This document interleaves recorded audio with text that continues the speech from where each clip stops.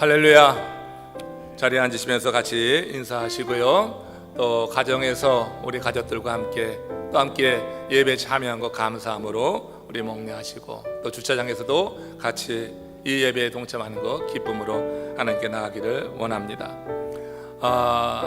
우리 어제 교회에서 시행하고 있는 오병이어 사역에 대해서 여러분들이 염려를 했습니다.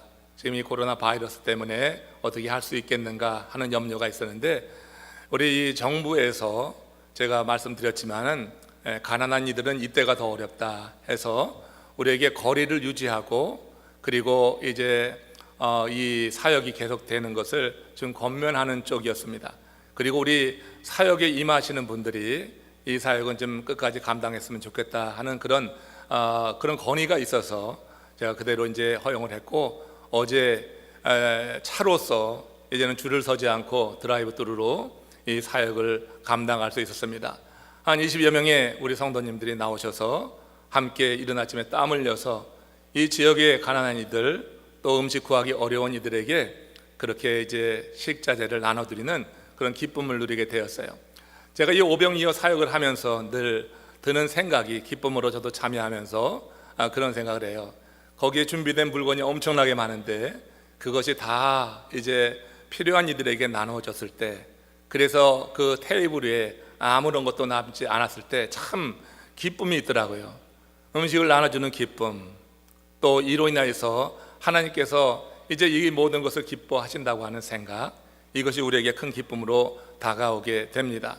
자, 물건이 떨어지는 것을 우리는 품절됐다 이런 말을 하죠. 되게 장사하는 이들이 요즘 너무나 어려운 것을 압니다. 우리 성도님들 가운데 일주일 혹은 열흘, 지금 2주째 그렇게 정상적인 영업을 하지 못하고 또 직장에 나가지 못해서 정말 경제적으로 상당한 그런 압박을 경험하는 분들이 상당수 있는 것을 알고 있습니다. 이제 이 모든 이 어두운 시간이 지나고 우리가 움츠렸던 것 이상으로 우리 하나님께서 여러분들의 사업터와 직장에 복을 더하여 주셔서 더 멀리 뛰고 더 멀리 갈 수 있는 그런 하나님의 역사가 속히 임하기를 주의 이름으로 축원합니다. 하나님께서 그렇게 도우시면 가능하겠죠. 우리가 이 시기에 어떻게 보내느냐가 정말 중요한데, 오늘 이 하나님의 말씀을 통하여서 우리가 주님이 주시는 교훈을 마음에 새기면서 그때를 한번 기대해 보기를 원합니다. 이렇게 물건이 떨어지는 것을 품절이라고 하는데, 사람들이 하는 말 가운데 품절남, 품절여 이런 하는 말을 들어봅니다. 그 품절남, 품절여라고 하는 것, 품절이라는 말이 물건 떨어질 때 하는 말인데 팔렸다고 하는 건데, 이제 처음에 생소하게 들렸던 그 말의 의미를 듣고 보니까 고개가 끄덕여집니다. 남녀 관계를 아주 명백히 해주는 의미 있는 말이다, 이런 생각을 하는 거죠.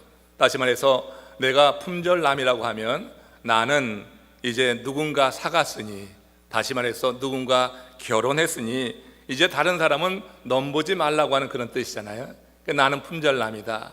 또 품절내라고 하는 것도 같은 의미로 이해할 수 있습니다. 자신이 누군가에게 팔렸으니, 다시 말해서 결혼을 했으니 이제 그 사람만 바라보고 그 사람에게만 기쁨이 되는 삶을 살겠다 하는 다짐이 나는 품절남이요 품절녀라고 하는 그 말 속에 담겨 있는 것입니다. 근데 그 말을 들으면서 영적인 의미를 저는 한번 생각해 봅니다. 그게 뭐냐면 우리 모두가 다 품절남이요 품절여가 되었다고 하는 거예요. 주께서 우리를 사셔서 우리는 주님의 신부가 된 줄로 믿습니다. 지금 사순절 4번째 주간을 지나는데, 주님께서 우리가 죄의 노예로 있었는데 십자가 대속의 죽음을 죽으심으로 보혈을 흘려주셔서 우리를 사셨단 말이에요. 그래서 우리가 주님의 신부가 된 줄로 믿습니다. 하나님의 아들, 딸로 신분의 변화를 갖게 되었어요. 그래서 믿는 하나님의 사람들은 다 품절남, 품절여라 말할 수 있을 거예요. 특별히 지금 이렇게 코로나 바이러스에 의해서 전 세계가 뒤숭숭하고 우리의 마음을 얼어붙게 하는 이때에 여러분, 이렇게 온라인 예배를 통해서라도 믿음의 자리로 나갈 수 있다고 하는 것, 그것에서 예수의 이름으로 기도하고 또 하나님의 이름을 부르면서 이 어려운 시기가 좀 지나가기를 간구한다고 하는 것, 이거 하나님이 기뻐하실 일이라고 생각합니다. 우리가 품절남이요 품절력이기 때문에 이때 우리가 더욱더 주님 앞에 가까이 서려고 하는 것 하나님이 기뻐하신다고 하는 거예요.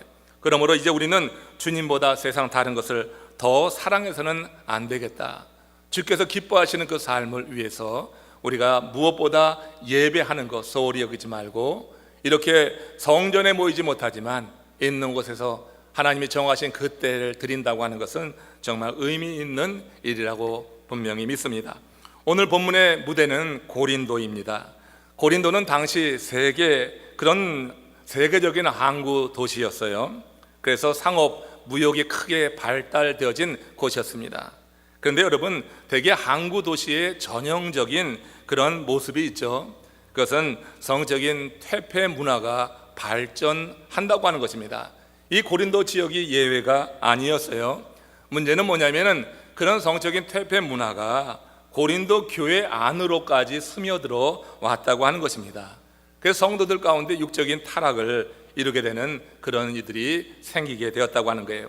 이에 바울이 목회적 차원에서 그야말로 목자의 마음을 가지고 고린도 교회 성도들을 깊게 사랑하는 마음에서 그들은 삶에서 돌이킬 것을 요청하는 서신, 그게 오늘 이 고린도서의 오늘 본문 말씀이라고 하는 겁니다.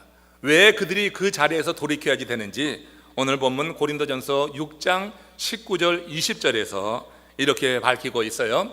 함께 고린도전서 6장 19절 20절입니다. 같이 읽습니다. 너희는 너희 자신의 것이 아니라 값으로 산 것이 되었으니 그런즉 너희 몸으로 하나님께 영광을 돌리라. 할렐루야.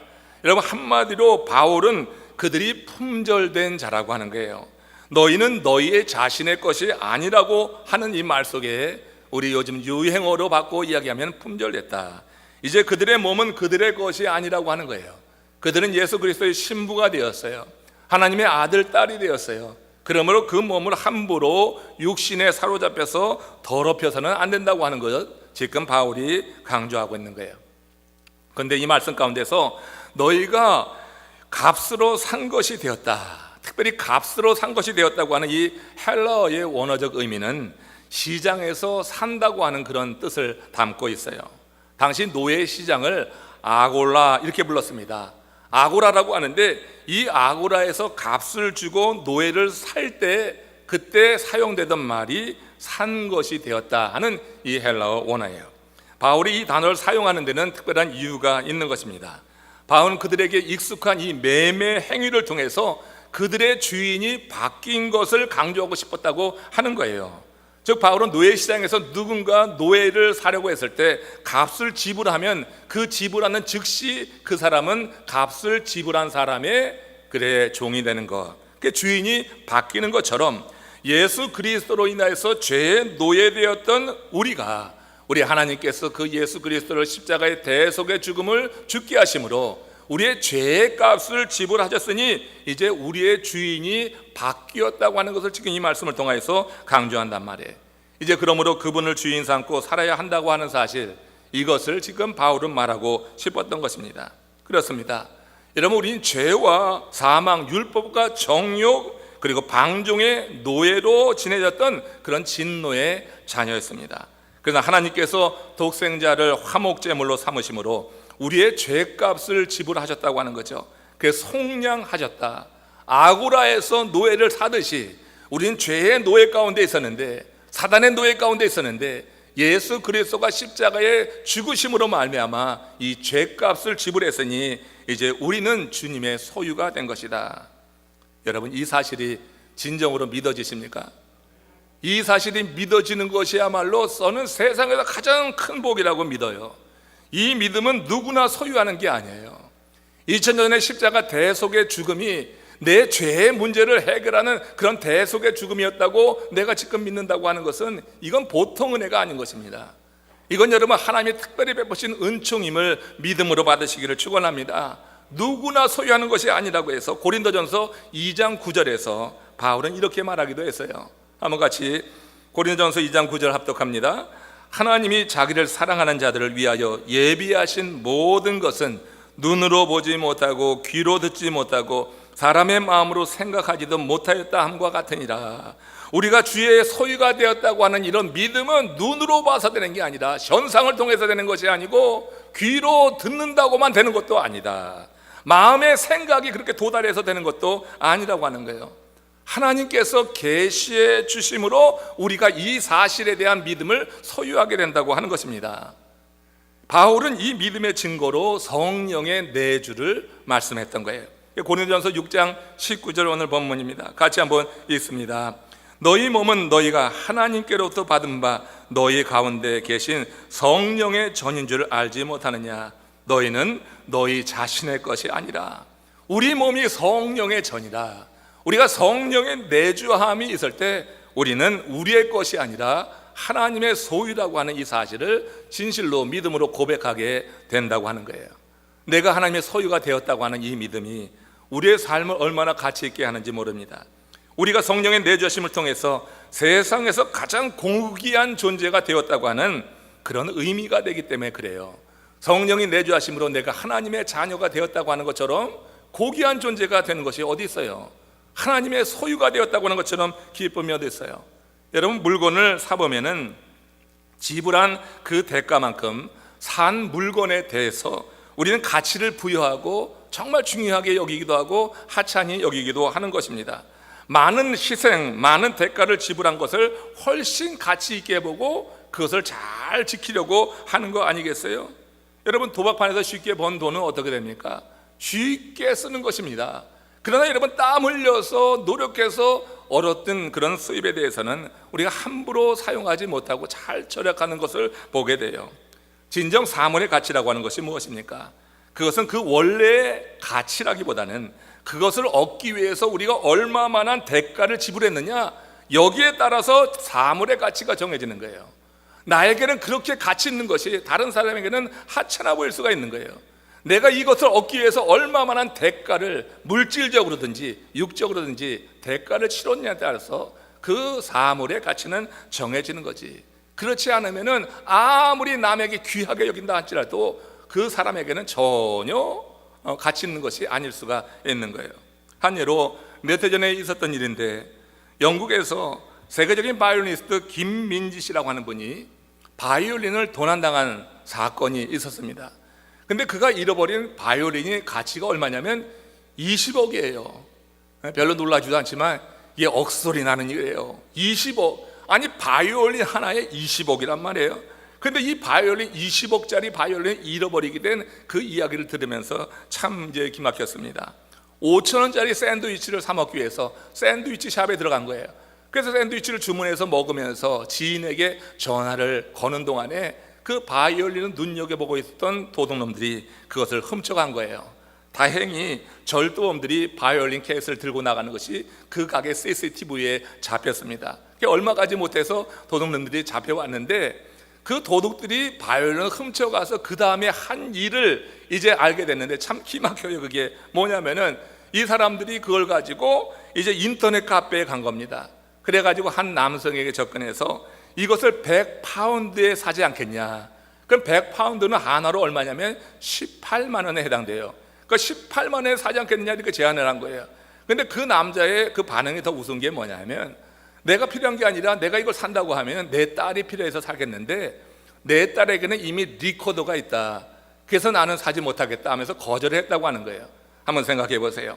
20억 원짜리 명품을 18만 원에 팔려고 하는 도둑놈들이나 20억 원짜리 그 명품을 그렇게 딸에게 리코더가 있다고 거부하는 그 사람이나 공통점이 있는 거 아니에요?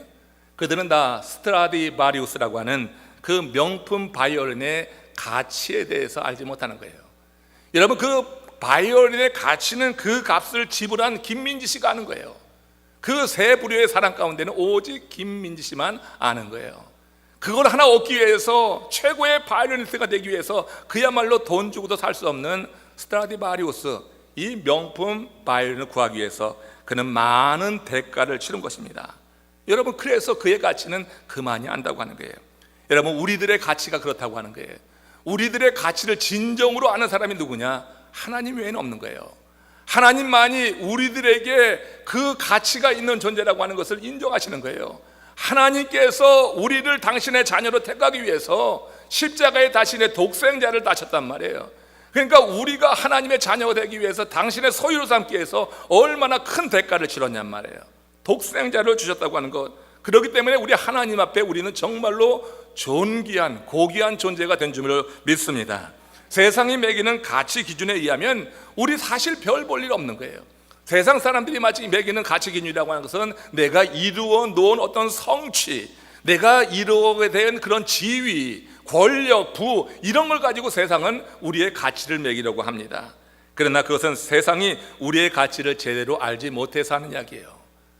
우리 하나님은 우리를 얻기 위해서, 당신의 소유로 삼기 위해서 독생자를 십자가에 다하시는 대가를 치렀다고 하는 거예요. 그래서 여러분, 우리가 하나님 앞에 얼마나 고귀한 존재인가, 이 사실에 대해서 여러분 분명히 눈이 열려주시는 은혜가 있기를 주의 이름으로 축원합니다.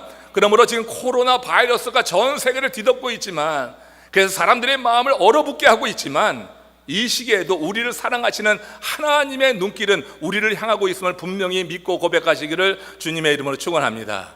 그러므로 우리가 주님 앞에 예배하고 주님께 기도하고 주님의 때를 기다리는 신실한 삶을 살아야 된다고 하는 거예요. 호세아 3장에 보면 이런 하나님의 사랑에 대해서 표현한 내용이 있습니다. 하나님은 호세아 선지자에게 방탕하던 생활을 하던 고멜과 결혼을 하게 하셔요. 그리고 그 고멜로부터 2명의 아이를 얻습니다. 그럼에도 이 고멜이 그 방탕한 삶을 끊질 못하는 거예요. 계속해서 바람난 모처럼 그렇게 방탕한 삶을 살아갑니다. 마침내 가출을 하고 말았어요. 가출을 해서 계속해서 타락하고 전락하다가 어디까지 가냐면 아고라까지 간 거예요. 노예가 되었다고 하는 거예요. 노예가 되어 있는 이 아내를 하나님께서 호세아에게 명령해서 가서 값을 지불하고 그 아내를 데려오라고 하는 명령을 하신 거예요. 하나님의 말씀이니 호세아 선지자는 그대로 그 말씀대로 아고라까지 가서 그 아내에게 매겨져 있었던 노예값을 지불했습니다. 대개 그 당시 노예값은 은 15개에 해당됐다고 해요. 그 값을 지불하고 아내를 데려온 것입니다. 여러분, 한번 생각을 해보세요. 그렇게 데려와서 다시 아내의 자리에 앉혔는데, 이게 여러분 고멜이 낯짝이 있다고 하면 얼마나 부끄러운 상황이겠어요. 무슨 면목으로 어떤 자격으로 살아갈 수 있겠어요. 그런 고멜을 위해서 호세아가 하는 말을 한번 들어보십시오. 같이 읽습니다. 호세아서 3장 3절 말씀입니다. 같이 압독합니다. 너는 많은 날 동안 나와 함께 지내고 음행하지 말며 다른 남자를 따르지 말라. 나도 내게 그리하리라. 지금 호세아는요, 고멜에게 너는 품절녀다. 지금 바람이 나서 다시 한번 나가서 노예까지 되었지만 내가 다시 값을 지불하고 너를 사왔으니 이제 나의 신부가 된 것이다. 너는 품절녀다. 그러니 뭐예요? 너는 많은 날 동안 나와 함께 지내고 음행하지 말라. 이제 다른 것을 사랑하지 말라, 그런 얘기잖아요. 남자를 따르지 말라. 나도 너에게 그리하리라. 나도 품절남이 되었으니 그리하겠다, 뭐 이런 얘기가 아니겠어요? 분명히 고멜은 아내로서든지 어머니로서든지 자격을 상실했습니다. 그러나 남편인 호세아가 값을 지불하고 사랑하겠다고 하니 고멜은 가치 있는 존재가 된 거예요. 세상에 보면 비난받을 존재이지만, 그러나 호세아가 그 값을 지불하고 아내로 삼았기 때문에 그 고멜은 이제 가치 있는 존재가 되었다고 하는 거예요. 이처럼 우리도 주께서 죄값을 지불하시고 우리를 사랑하신다고 하시니 고귀한 존재가 된 줄로 믿습니다. 내 자신이 비난받을 만한 그런 존재요, 세상에서 보면은 형편없는 존재라 할지라도 우리 하나님께서 독생자를 십자가에 달라주셔서 우리의 죄를 대속하심으로 말미암아 내가 하나님의 소유가 되었으니, 그리스도의 신부가 되었으니 우리는 고귀한 존재가 되었다고 하는 그런 말이 되는 거예요. 세상 사람들이 나를 필요로 하지 않아도 상관없습니다. 우리를 사랑하시는 하나님이 우리를 사랑하시고 필요로 하신다고 하면은 우리는 충분히 가치 있는 존재로 사랑받고 살아갈 그런 사람인 줄로 믿습니다. 어렵고 힘들 때일수록 우리 하나님의 그런 사랑이 우리 가운데 경험되게 될 때 우리는 지금 이 어려운 시기를, 어둠의 시간을 주와 함께 갈 수 있는 거예요. 내가 어렵고 힘든데 부를 이름이 없고 찾아갈 곳이 없다고 하는 것 얼마나 비참한 일이 됩니까? 어제 여러분 새벽 예배 시간에도 나눈 거지만 다윗이 사울이 자기를 죽이려고 할 때 다윗이 라마나이스로 찾아갔어요. 그래서 사무엘을 만났어요. 하나님의 선지자 사무엘을 만남으로 말미암아 거기서 다시 미래를 도모하고 준비하는 것을 보잖아요. 내 인생이 정말 어렵고 힘들 때 부를 사람이 없다, 만날 사람도 없고 찾아갈 곳도 없다 하는 것처럼 어려운 게 없단 말이에요. 지금 전 세계적으로 코로나 바이러스로 말미암아 사람들의 마음이 꽁꽁 얼어붙이고 각자의 집에 지금 갇혀 있지만 우리가 하나님의 이름을 부를 수 있고 하나님 앞에 나올 수 있다고 하는 이 사실이 여러분 기쁨으로 감사로 고백되시기를 주님의 이름으로 축원합니다. 우리는 갈 곳이 있는 사람이에요. 우리는 홀몸이 아닌 거예요. 우리는 여러분 품절여요 품절남이 되었어요. 그러므로 여러분 세상이 뭐라고 하든 우리는 하나님 앞에서는 존귀한 존재가 되었다. 그 사랑을 받을 만한 자격이 있는 하나님의 사람이다. 우리가 인식하고 살아갔으면 정말 좋겠다고 하는 거예요. 세상적으로 얼마나 잘났나 못났냐는 전혀 상관이 없어요. 하나님께서 그만큼 필요로 하시니 우리가 소중한 존재가 된 거예요. 그러면 우리가 하나님의 소유가 된 이후에 어떤 삶을 살아야 되는가, 왜 하나님은 우리를 그렇게 소중히 여기시는가를 말씀 속에서 찾아보면 두 군데 찾아볼 수 있는데, 로마서 8장 12절의 말씀 먼저 한번 같이 읽습니다. 같이 읽습니다. 그러므로 형제들아, 우리가 빚진 자로 돼 육신에게 져서 육신대로 살 것이 아니라 우리 하나님께서 내 죄값을 지불하기 위해서 독생자를 십자가에 다셨단 말이에요. 그렇기 때문에 우리는 빚진 자예요. 이건 돈으로, 화폐로 계산할 수 없는 거예요. 노예는 돈을 주고 샀지만 우리가 죄에 노예된 상태에서 자유한 몸이 된 것은 돈으로 해결되는 게 아니에요. 하나님이 당신의 목숨 십자가에 달리시는 희생을 통하여서 우리가 이렇게 자유의 몸이 되었다. 그래서 우리는 빚진 자가 되었다고 하는 거예요.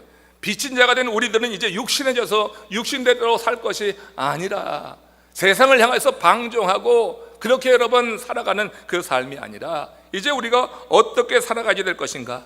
고린도전서 10장 31절에서 바울이 이렇게 그래서 말씀하고 있는 거예요. 같이 읽습니다. 시작. 그런즉 너희가 먹든지 마시든지 무엇을 하든지 다 하나님의 영광을 위하여 하라 했던 것입니다. 우리가 여러분 이렇게 고귀한 신분이 되었어요. 그래서 이제 우리의 삶은 거기에 걸맞는 삶을 살아야 된다. 우리가 무슨 공로가 있어서가 아니라 하나님이 우리를 사랑하시는 그 사랑으로 말미암아 당신의 엄청난 값, 세상의 화폐로 계산할 수 없는 그와 같은 희생을 통하여서 우리가 구원받았으니 이제 우리가 어떻게 살아야 되는 것인가. 먹든지 마시든지 무엇을 하든지 하나님께 영광을 돌리라고 하는 거예요. 하나님이 우리를 필요로 하시는 이유는 뭐냐면 하나님의 창조물로부터 영광을 받기 원하시는 거예요. 그것이 하나님이 우리를 구원하신 이유라고 하는 거예요. 하나님이 우리를 필요로 하신 이유는 바로 그것입니다. 하나님께 영광을 돌리라고 하는 것. 이제 고귀한 신분이 되었으니 그리 살라고 하는 것. 프랑스 지도계층 사람들은 노블레스 오블리지라고 하는 말을 자주 합니다. 그것이 삶의 규범입니다. 프랑스인들의 삶의 규범인 거예요. 그러니까 뭐냐면은 노블레스라고 하는 건 고귀한 신분이라고 하는 거예요. 오블리지는 의무를 뜻합니다. 오블리게이션이 여기서 나온 말이에요. 그러니까 여러분 고귀한 신분에게는 의무가 따른다고 하는 거예요. 특권에는 사명이 있고 신분에는 의무가 수반된다고 하는 것이 이 프랑스 지도계층의 사람들이 갖고 있는 삶의 규범이에요. 그게 그들의 삶의 큰 철학이라고 하는 거예요. 그래서 여러분 그들은 나라의 전쟁이 일어나면요 먼저 그 고귀한 신분에 있는 사람들이 전쟁터에 자원하고 나가요. 근데 많은 미개한 나라에서 어떤 의미에서 우리나라라고 그랬지만 고귀한 신분에 있는 사람들이 다 군대를 가지 않으려고 해. 다 자기 살 길을 쫓아나가. 이건 여러분 후진국에 해당되는 거예요. 정말로 여러분 선진국이라고 하는 것은 고귀한 신분에는 그에 걸맞는 의무가 따른다고 하는 것. 여러분 우리는 이제 비천한 존재가 아닌 거예요. 우리 하나님께서 독생자를 십자가에 다심으로 말미암아서 우리의 죄의 문제가 해결됐고 이제는 우리는 자유케 된, 주 안에서 자유하게 된 고귀한 존재가 되었어요. 하나님의 아들이요 딸이 되었어요. 우리는 주님의 신부로서 품절남, 품절녀가 되었어요. 이제 고귀한 신분에 걸맞는 삶을 주님께서 원하시는데 먹든지 마시든지 무엇을 하든지 하나님의 영광을 위하여 하라고 하는 것, 이게 우리에게 주어진 그런 삶의 한 단면이라고 하는 것입니다. 하나님의 영광을 위한 것 가운데 가장 대표적인 것이 무엇입니까? 우리 주님처럼 영혼을 살리는 일에 우리가 쓰임받는 거예요. 하나님이 영광 받으시는 것, 우리의 삶을 통해서 영광 받으시는 것, 우리를 구원하시고 우리를 통하여서 영광 받으시는 그것은 영원 구원에 우리가 함께 주님처럼 그렇게 쓰임받는 것입니다. 이 일은 주님의 자녀로 새 신분을 얻은 사람이라면 누구나 다 감당해야 될 일이에요. 누차 말씀드리지만 구원받은 하나님의 사람들을 하나님께서 이 세상에 두시는 이유는 바로 이를 위해서 두시는 거예요.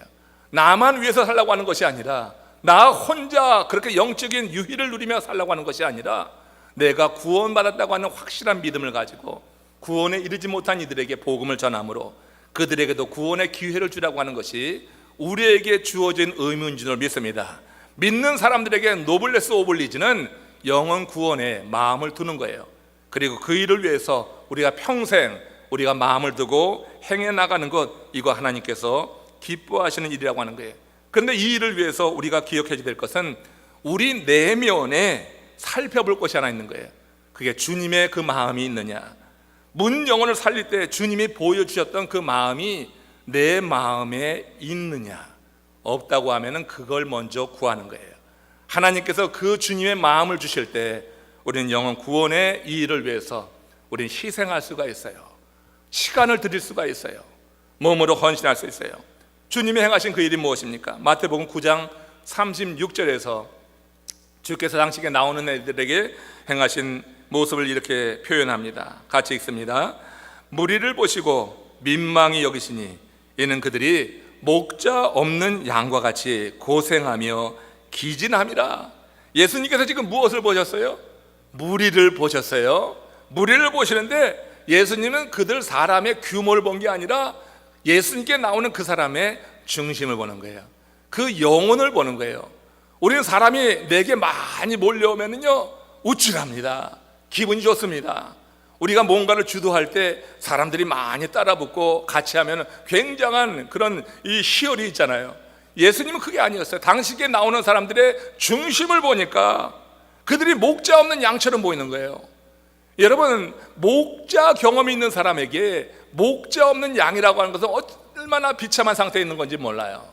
목자 없는 양이라고 하는 것은 그야말로 이제 분초를 다투어서 이제 큰 위험에 처할 상황에 있다고 하는 것을 의미하는 겁니다. 그게 목자 없는 양처럼 보이는 거야. 무리라고 하는 큰 무리를 통해서 바라보면서 이렇게 많은 사람들이 내게 나와서 하고 그 위에 군림하고 자랑하고 뭔가 뽐내려고 하는 것이 아니라, 거기 나와 있는 사람들 한 사람 한 사람의 심령을 살펴보니까 목자 없는 양처럼 보였다고 하는 거예요. 그들은 말씀을 정말 제대로 먹지 못해서 영혼이 바짝 말라버려 있어서 마치 정육점에 토막난 그런 고깃덩어리처럼 그렇게 되어 있는 상태가 주님의 마음에 눈에 보인 거예요. 그래서 어떻게 해요? 민망히 보시는 거예요. 민망히. 그런 상태를 보니까 너무나 불쌍하게 보이는 거예요. 이 마음이 사실 우리에게 있을 때 우리는 주께서 맡기신 사명을 이루어 나갈 수 있는 힘을 얻게 되는 줄로 믿습니다. 우리의 지식으로 하는 것이 아니라 주님의 마음으로 영혼 구원에는 나서는 것이거든요. 영혼 구원이라고 하는 건 바로 그거예요.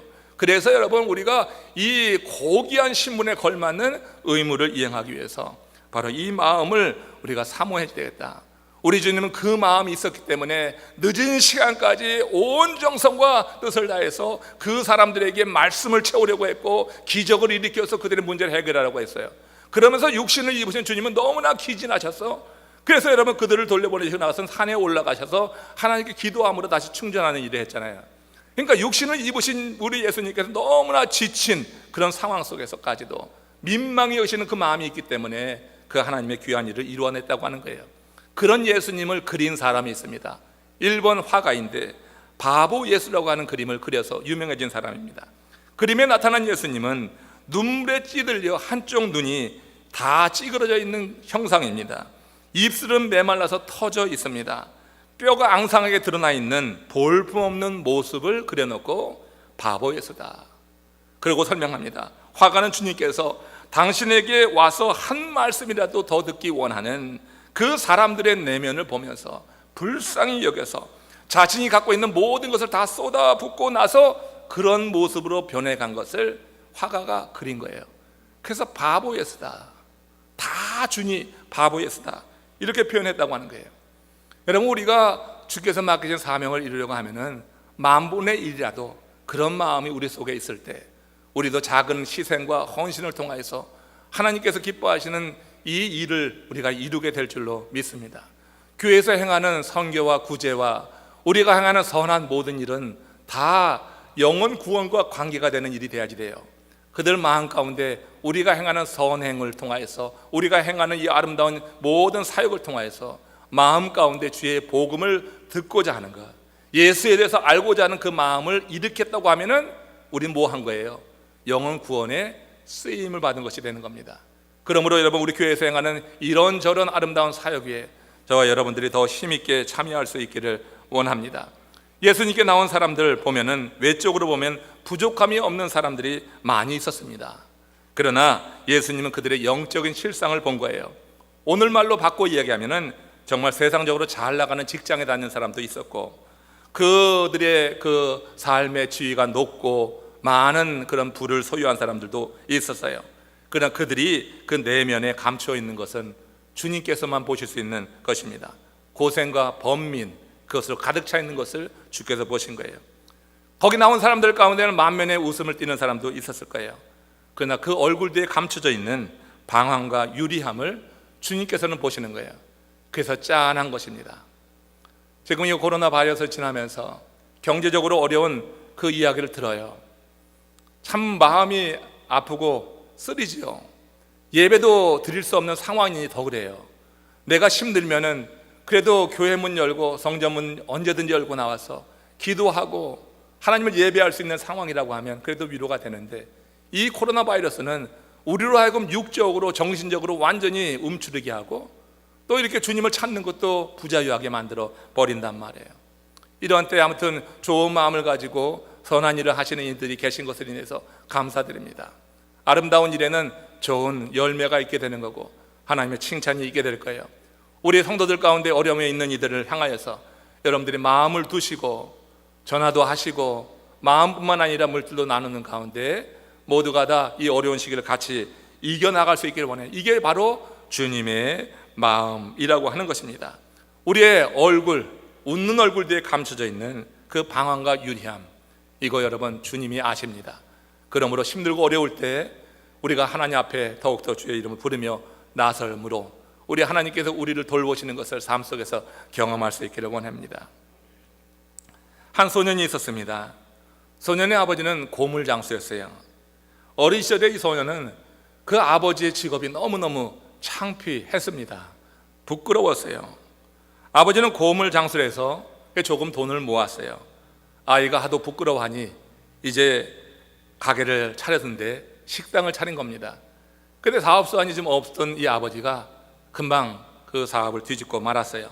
얼마 못 가서 실패했습니다. 이 아버지가 가정을 책임지기 위해서 이제 우유 배달을 합니다. 근데 우유 배달을 하다가 교통사고를 당했어요. 그래서 이제 깁스를 하고 집에 꼼짝하지 못하고 누워 있었습니다. 어느 날 비가 엄청나게 내리는 밤이었어요. 이 소년이 공부를 하고 있는데, 시험 공부를 하고 있는데 지붕에서 물이 뚝뚝뚝 떨어지는 거예요. 공부하지 못하고 짜증이 나는 거예요. 가난한 자신의 삶이 너무 원망스러운 거예요. 그래서 투정을 부리고 있었습니다. 그때 갑자기 깁스를 하는 아버지가 밖으로 나갑니다. 1시간이 넘도록 돌아오지 않는 거예요. 아들이 걱정이 됐어요. 몸도 불편한데 왜 이렇게 오래 돌아오지 않는가. 그래서 아버지를 찾아 나섰습니다. 골목길을 한참 찾아서 다녔는데 헛땅치고 말았어요. 그 집으로 돌아오는 길이었습니다. 근데 가만히 보니까 집에 도달했을 때 지붕을 보니까 아주 시커먼 물체 하나가 지붕에 올라가 있는 거예요. 자세히 보니 아버지였습니다. 그 아버지가 지붕 위에서 우산을 들고 있었던 거예요. 물이 떨어지는 그 지점에서 우산을 들고, 그리고 아들이 공부할 수 있도록 그렇게 그 밤에 그곳에 쭈그리고 앉아있는 그 모습 보면서 뒤에 그분이 아버지의 우산이라고 하는 글을 썼는데 이철환 씨라고 하는 분입니다. 이분이 그 글에서 아버지의 그 모습을 통하여서 하나님의 마음을 알게 됐다. 내 삶을 하나님께서 그렇게 지키시는구나. 깁스를 하는 아버지가 자기를 지키고 돌보기 위해서 아들의 그 어려운 상황을 좀 해결해 주기 위해서 행하셨던 그 모습 속에 하나님의 마음을 읽을 수 있다. 여러분, 주께서 맡기신 사명을 이루려고 하면 주께서 그 백성을 생각하는 이 마음을 알아야 돼요. 주님께서 우리를 그런 마음으로, 그 아버지의 마음으로 우리의 삶을 지키고자 한다, 우리를 새롭게 하기를 원하시는 주님의 그 마음이 이 사순절을 지내는 우리들의 심령 가운데 깊게 자리하기를 원합니다. 말씀을 마치면서 최근 들어 전국적으로 이루어지고 있는 일들을 좀 생각하고자 합니다. 지금 미 전역에 통행 금지가 본격적으로 시행이 되고 있고요, 저 시카고 지역에서는 외출 금지까지 내려졌습니다. 이제 함부로 나가지도 못하는 거예요. 밤에 나가는 것, 이거 금지한 것 이상으로 이제는 낮에도 함부로 외출을 못한다는 그런 이제 명령이 내려진 것 같습니다. 지금 왜 이런 일이 이루어지고 있죠? 사람들의 접촉을 줄여서 코로나 바이러스를 그야말로 코너로 몰아가서 제압하려고 지금 정부가 최선을 다하고 있다 생각이 듭니다. 요즘 자주 하는 말로 사회적 거리두기를 정부 주도로 강행하고 있는 거예요. 사회적 거리두기, 이거 지금 정부 주도로 강행되고 있어요. 그런 성경의 가르침을 보면요, 세상에서 일어나는 모든 일은 우연히 일어나는 게 하나도 없다고 하는 거예요. 세상사 모든 일은 하나님의 섭리하에서 하나님이 정하신 그때의 그 모습을 드러낸다고 저는 믿습니다. 하나님의 섭리 가운데 이루어지는 거예요. 그게 악한 일이든 선한 일이든 이 세상의 모든 일은 하나님이 주권적으로 역사하기 때문에 사단이 행하는 일이라 할지라도 하나님의 주권 가운데 하나님이 허용하시면은 그 일이 일어나는 거예요. 욥기의 이야기가 그걸 우리에게 일러주고 있잖아요. 그러니까 하나님의 섭리 가운데 세상의 모든 일이 나타나는 거예요. 하나님이 정하신 그때에 나타나요. 그 시간을 정하는 것은 하나님의 절대적인 주권에 달려 있는 거예요.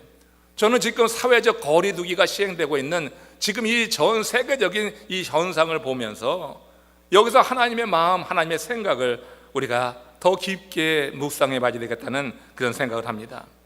하나님의 섭리적 차원에서 우리의 세상사를 우리가 이해한다고 하면은 우리는 지금 이 사회적 거리를 통해서 하나님과 거리를 좁히는 기회로 삼아야 되겠다는 겁니다. 사회적 거리를 지금 두는 지금 이 정부의 이 일을 통해서 불평하고 있지 말고, 지금 이 코로나가 빨리 종식이 돼야지 되는데 이 종식되는 것만 기다리지 말고 이 시간에 하나님께서 이 시간을 우리에게 두신 이유가 무엇이냐, 사회적 거리두기를 허용하신 이유가 무엇이냐, 이것은 하나님과의 거리를 좁히기 위함이라고 하는 그런 해석을 할 수 있잖아요.